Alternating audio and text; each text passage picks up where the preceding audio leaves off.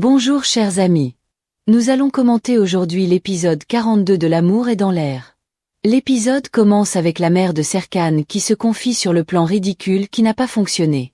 Elle se plaint qu'avant Eda la confrontait sur tout, mais que maintenant elle accepte n'importe quoi qu'elle dit. Après tout, elle est la petite amie de son fils et elle est clairement amoureuse.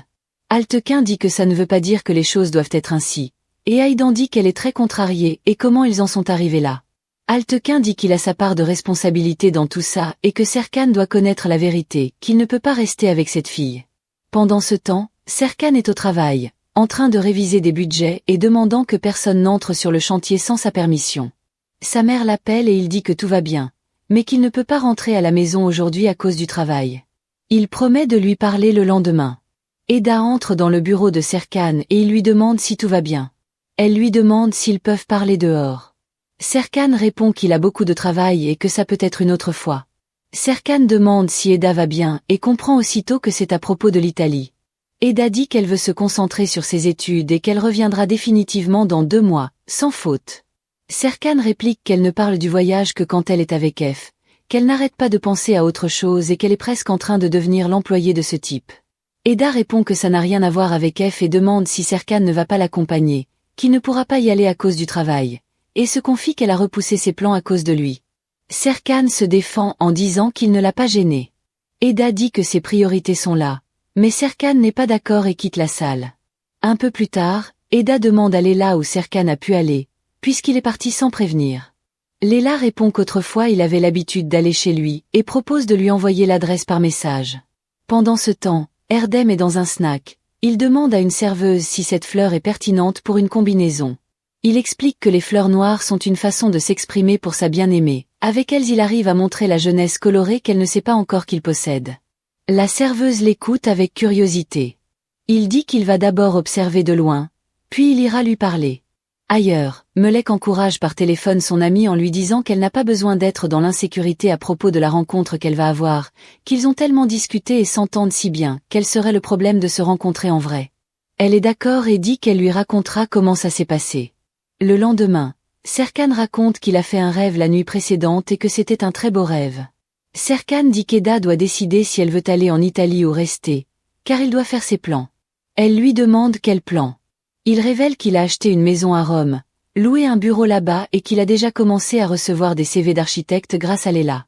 Il dit qu'il est resté 2 mois à Londres sans aucun problème, alors il peut aller en Italie avec elle et s'il y a le moindre problème, il suffit de prendre un avion et de revenir. Il promet de manger leur glace préférée le week-end et de visiter des bibliothèques ensemble. Eda dit qu'elle va commencer à pleurer. Il répond que c'est justement pour qu'elle ne pleure plus, et avoue que son seul problème est qu'il ne sait pas vivre sans elle. Elle reste sans voix. Ensuite, il dit qu'il va parler à la tante d'Eda à propos de l'Italie. Elle dit « Bonne chance, vous en aurez besoin ». Pendant ce temps, Fiak confirme par téléphone qu'il a acheté 45% de l'entreprise et invite quelqu'un à venir à Istanbul quand il le souhaite. Le père de Serkan appelle son fils pour une conversation sérieuse. Il dit que ce qu'il va lui raconter est très important. Il explique qu'il y a des années il était un homme déterminé et ambitieux, qui ne pensait à rien d'autre qu'au travail, et qu'à l'époque il laissait des projets entre les mains d'entreprises sous-traitantes sans vraiment surveiller. L'une de ces entreprises volait des matériaux et a utilisé du sable de plage dans la construction de maisons de campagne à Tuzla. Serkan ne comprend pas pourquoi son père lui raconte ça maintenant, mais le père lui demande de ne pas l'interrompre. Il dit qu'il n'en peut plus de porter cette culpabilité. Le mur de soutènement d'un chalet est tombé sur une famille qui était venue célébrer un anniversaire de mariage et ils sont morts. Il y avait une petite fille.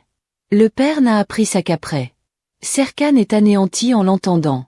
La mère dit qu'elle ne supporte pas de voir son fils ainsi, mais le père demande qu'on le laisse réfléchir un peu. Serkan exige de parler immédiatement avec le propriétaire de la filiale et de voir tous les documents, disant qu'il n'arrive pas à croire qu'une coïncidence d'une telle ampleur puisse exister, et le père confirme qu'ils ont les documents. Serkan est anéanti et dit que sa vie a été détruite à cause de cette fatalité. Il dit qu'il ne va pas tolérer une telle absurdité et qu'il veut juste voir les documents de ses propres yeux. Il ordonne qu'on apporte tout immédiatement. Pendant ce temps, les amis d'Eda l'attendent, lui demandant où elle est. L'une dit qu'Eda leur a demandé de ne pas sortir de chez elle parce qu'elle voulait parler, que c'était quelque chose d'urgent. Quand Eda arrive, les amis lui demandent de parler vite. Elle déclare alors rayonnante qu'elle est vraiment tombée amoureuse, qu'elle n'arrive pas à rester tranquille et que quelque chose de différent s'est passé en elle. Elle dit qu'elle meurt de peur que la tante d'Eda n'accepte pas. Les amis rient et disent que la tante est encore au premier stade, le déni, et qu'elle passera par la colère, le marchandage, la dépression et l'acceptation. Elles fêtent ensemble, heureuses de la nouvelle. De retour chez le père de Serkan, il révèle que le nom de famille était Lin, mais qu'il est devenu Hilde par la suite et que tous les détails se trouvent dans un dossier. Serkan dit que ce qui s'est passé dans le passé n'est pas de sa faute et encore moins de celle d'Eda, et qu'il ne va pas laisser ça les affecter tous les deux. La mère réplique qu'il ne peut pas continuer avec elle, que ce n'est pas bien, que le bonheur ne se construit pas sur des mensonges et des secrets, et que ça ne fera que blesser Eda. Serkan répond qu'il n'assumera pas cette culpabilité et qu'il ne permettra pas que ça détruise ce qu'il a construit avec elle. Tous les deux restent silencieux, avec le poids de la vérité entre eux. Eda est au centre commercial avec ses amis en train de regarder des vêtements quand Serkan appelle. Elle dit que quand elle sortira elle ira directement au bureau et qu'il attende là-bas. Les amis commandent ses chaussures, disant que si on les empilait toutes ça suffirait pour aller dans une autre ville. Melek demande à Eda ce qu'elle cherche comme cadeau pour son beau-frère et elle suggère une pince à cravate gravée, les autres trouvent ça créatif. Pendant ce temps, au bureau, le téléphone n'arrête pas de sonner.